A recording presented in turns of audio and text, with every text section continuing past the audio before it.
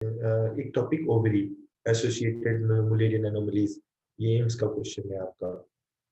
Okay, तो जितने भी क्वेश्चंस आए हैं उनको मैंने वन पेज में आपको सारी मुलेरियन एनोमलीज से किसी भी तरीके का, हाँ एक दो क्वेश्चन और है। देखिए, आर्क्यूएट से क्वेश्चन क्या आता है, आर्क्यूएट से क्वेश्चन आता है वो देखिए, आर्क्यूएट से क्वेश्चन पूछा जाता है बेस्ट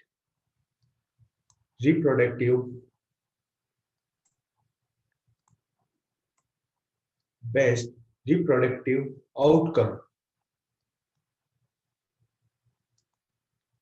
मीन्स यहाँ पे किसकी जरूरत नहीं होगी, no surgery required, no surgery required, क्योंकि बेस्ट रिप्रोडक्टिव आउटकम के साथ में है तो किसके अंदर हमारे को जरूरत नहीं पड़ती है सर्जरी की, आर्क्यूएट टाइप। तो किस तरीके से क्वेश्चन पूछा जाएगा आपको पता होना चाहिए। ओके, अब क्वेश्चन क्या पूछा जाएगा, investigation of choice, IUC, IUC of mullerian anomalies. तो अगर क्वेश्चन आता है IUC means investigation of choice, तो answer is not USG, not other than this CT वगैरह कुछ नहीं, आंसर इज एमआरआई। अगर क्वेश्चन पूछा जाता है gold standard investigation to diagnose the case of Mullerian anomalies, answer is laparoscopy.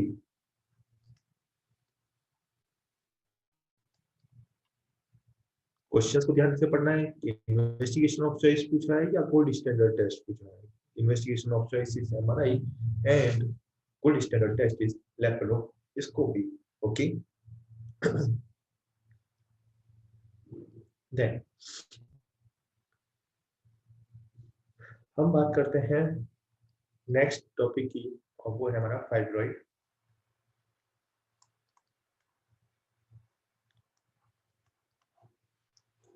Fibroid तीन type के होते हैं, three types,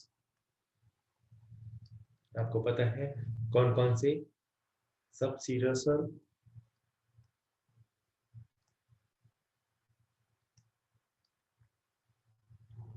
then second is intramural,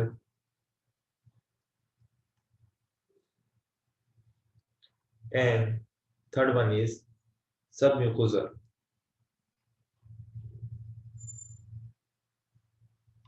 सब म्यूकोजल। क्वेश्चन क्या पूछा जाता है, question is most common fibroid, most common fibroid is intramural. Okay, और कौन सा फाइब्रॉइड मोस्ट सिम्टोमेटिक होता है, तो आंसर चेंज हो जाएगा मोस्ट सिम्टोमेटिक।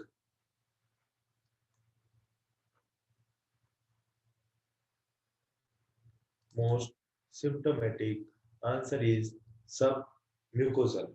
ओके, क्योंकि ये दोनों क्या होते हैं, अगर क्वेश्चन को किसी भी तरीके से पूछा जाए कि most common presentation, most common presentation of the fibroid is the asymptomatic. Answer is asymptomatic. And अगर नेक्स्ट अगर प्रेजेंटेशन अगर डेवलप होगा तो वो क्या होगा, menorrhagia. Then second most common symptom is menorrhagia.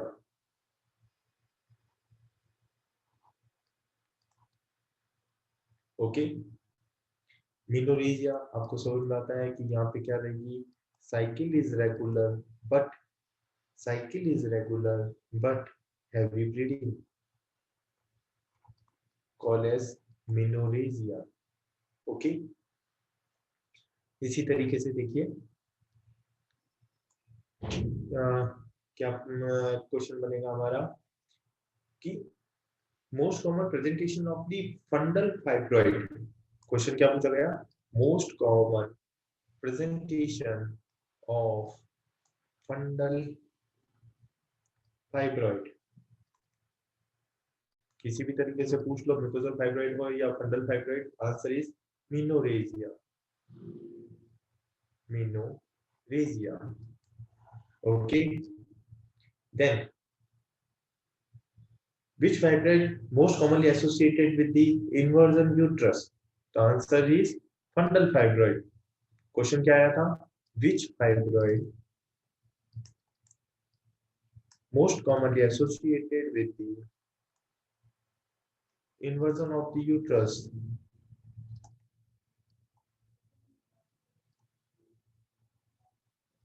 Answer is fundal fibroid. Is fundal fibroid.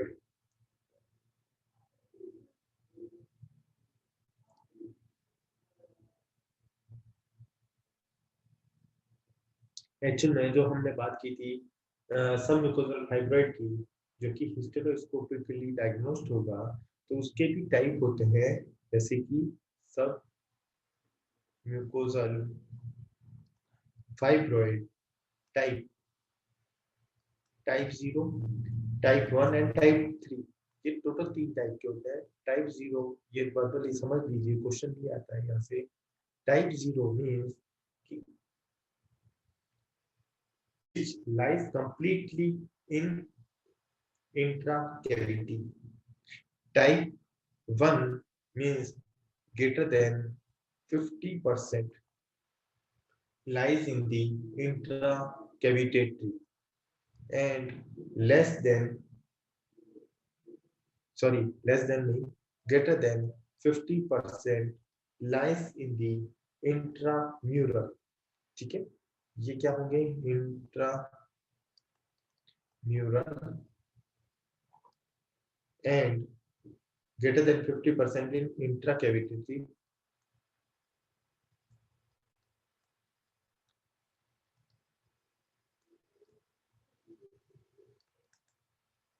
and 0 means completely in cavity।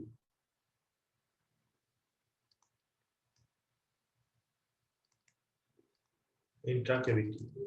Okay, तो ये होते हैं सबम्यूकोजल फाइब्रोइड के।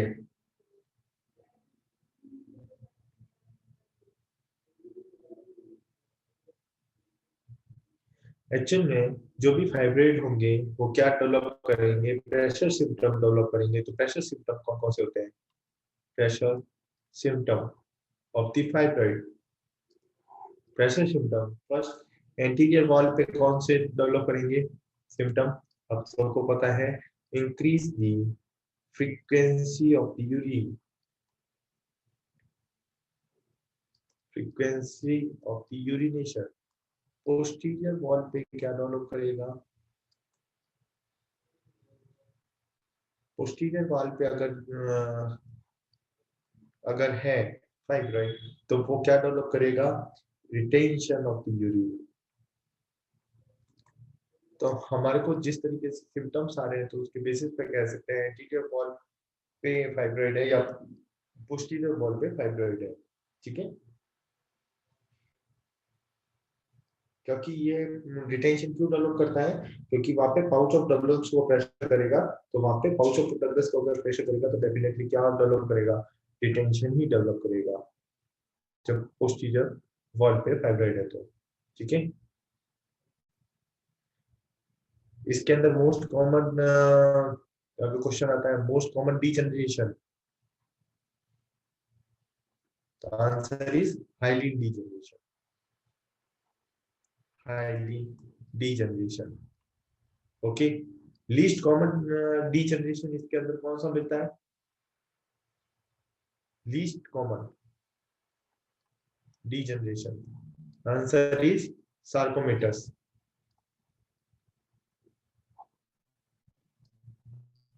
Answer is सार्कोमेटस।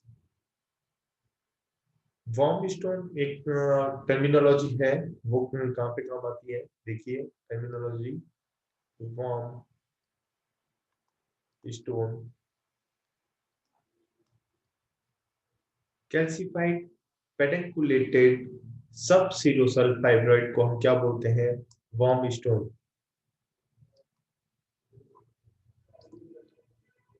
कैल्सिफाइड पेडुंकुलेटेड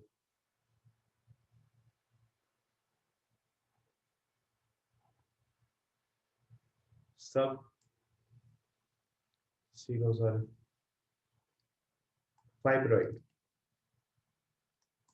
ओके, तो बाय नेम पूछा गया है, इसीलिए हमारे को पता होना चाहिए calcified pedunculated subserosal fibroid known as a वॉर्म स्टोन।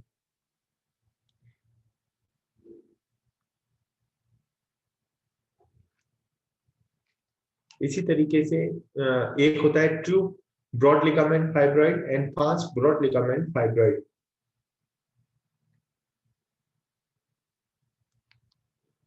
ओके,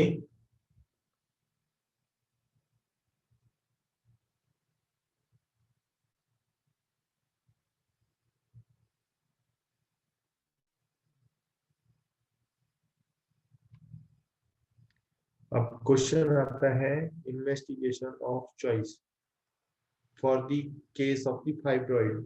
आंसर क्या करेंगे? अब आंसर रहेगा हमारा USG, investigation of choice. And investigation of choice में यूएसजी के अंदर हमारे को क्या कैसी अपीयरेंस देखने को मिलेगी? हाइपोइकोइक। और यहीं से हमारा क्वेश्चन ये नहीं बनता है कि USG is the investigation of choice, but वो हमारे को क्या पूछते हैं इसके अंदर? अपीयरेंस, अपीयरेंस पूछते हैं। और वो कैसी होगी? Hypo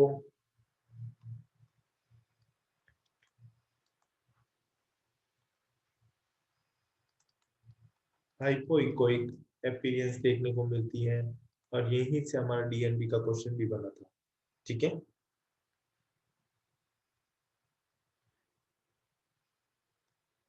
okay. Okay boss.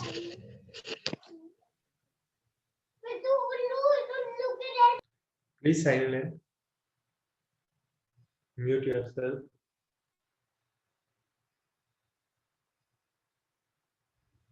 अच्छा, एक क्वेश्चन आया था, fibroid dependent on which hormone?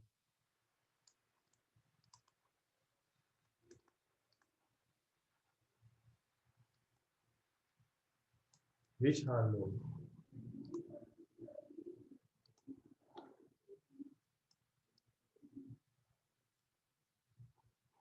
Estrogen plus progesterone.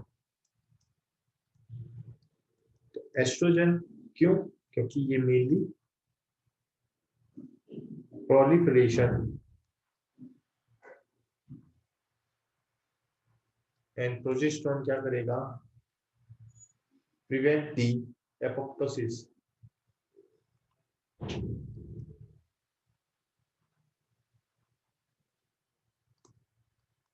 Prevent the apoptosis. Apoptosis के बारे में जब हम पैथोलॉजी की क्लास लेंगे तो एपोप्टोसिस के बारे में पूरा पढ़ेंगे। ठीक है, ओके।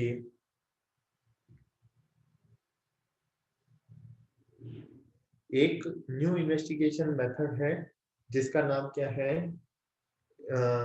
ये देखिए, एफयूएस, मैग्नेटिक,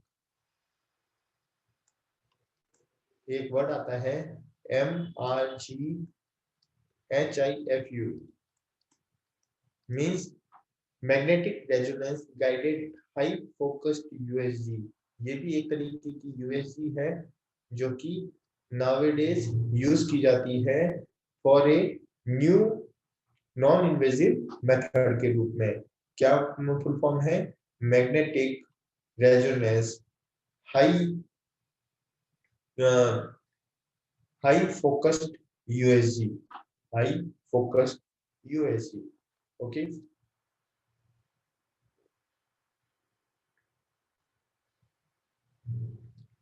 देन फाइब्रॉइड के बाद में हम स्टार्ट करते हैं cervical cancer. Cervical cancer question क्या आता है? Most common cancer in Indian woman.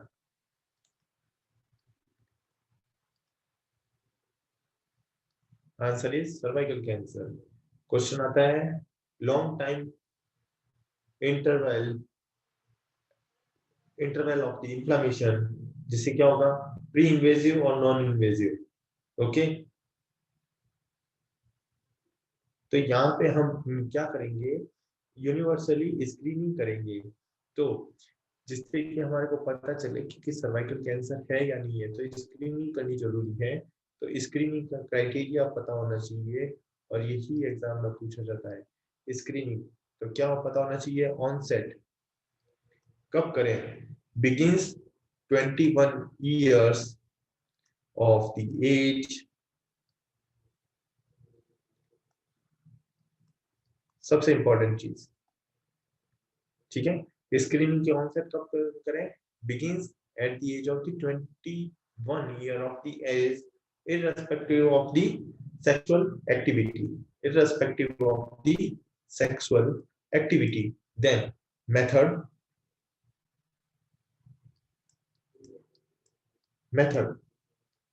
first, pap smear,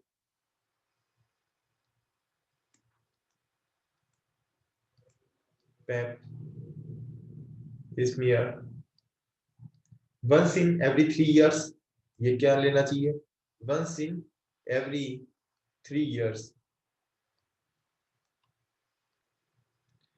Then second is HPV DNS testing,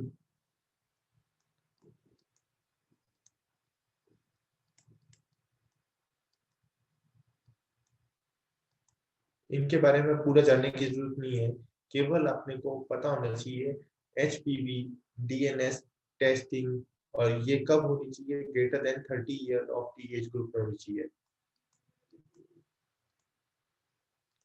screening. और थर्ड मेथड कौन सा है, वो है interval once in every 5 year. किसको, इन दोनों में से किसी को भी, ठीक है ना। तो मेन हमारे को पता होना चाहिए pap smear once in every 3 years, ये हमारे को मेथड फॉलो करना चाहिए। और कब स्टॉप कर देना चाहिए, स्टॉप कब कर देना चाहिए स्क्रीनिंग करना, कौन सी एज ग्रुप में के बाद में नहीं करना चाहिए, तो वो है 65 ईयर के बाद में नहीं करना चाहिए, 65 ईयर ऑफ द एज पे स्टॉप कर देना चाहिए। एक सिस्टम चलता है, और सिस्टम का नाम क्या है, बीतेश the system. Dr. Nidesh, 5 minutes left. Please rejoin again.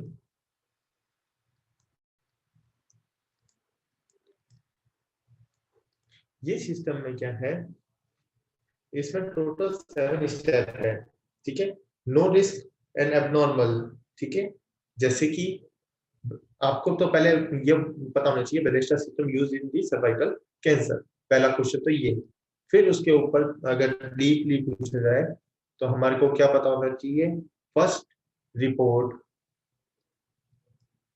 Normal, second infection, third reactive repetitive changes,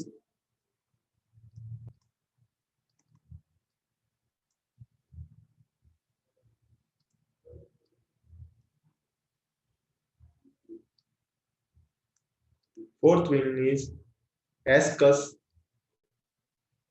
Ascus means the atypical squamous cell undermined significance, okay, ascus। and fifth point is LSIL, means low grade squamous cells intraepithelial lesions, ये low grade है। Then sixth point is HSIL, LSIL and HSIL. H means high grade squamous intraepithelial lesions, and यहाँ पे seventh में develop हो जाएगा हमारा Frank carcinoma, Frank carcinoma. तो ये जो ऊपर के तीन जो पॉइंट है, फर्स्ट सेकंड एंड थर्ड, तो ये क्या होंगे, नो रिस्क एंड जो नीचे के हैं वो क्या कहेंगे, abnormal.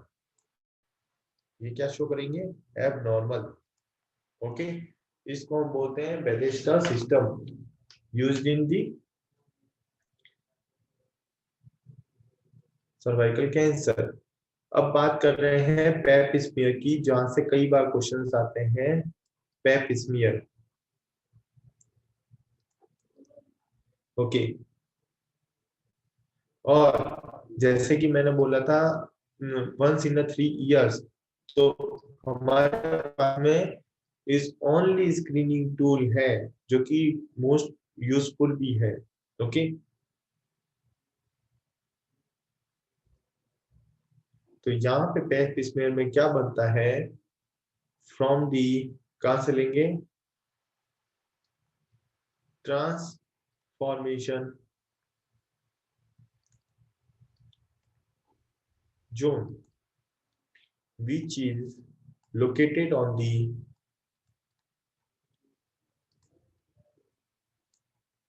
squamous columnar junction,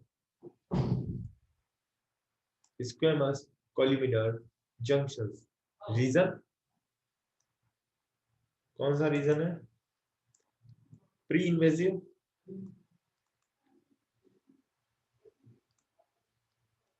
invasive, pre invasive, invasive. तो अब जो ट्रांसफॉर्मेशन जोन है मींस टीजेड जोन, जो कि इसमें भी कहां से, outer margin, outer margin, outer margin. Okay,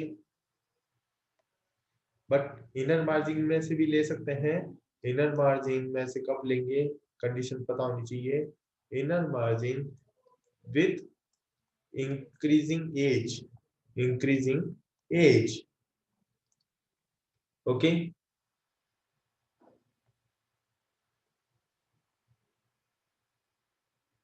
because हमारे को कंडीशंस पता होनी चाहिए। चलो कुछ कंडीशंस बता ही देता हूं।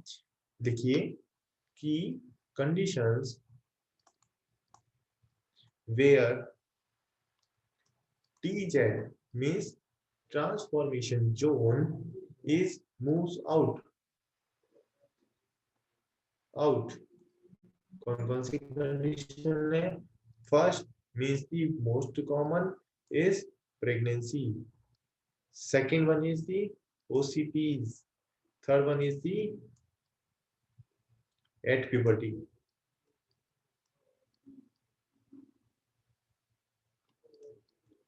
एट प्यूबर्टी, अगर किसी भी पेशेंट का पेप स्मीयर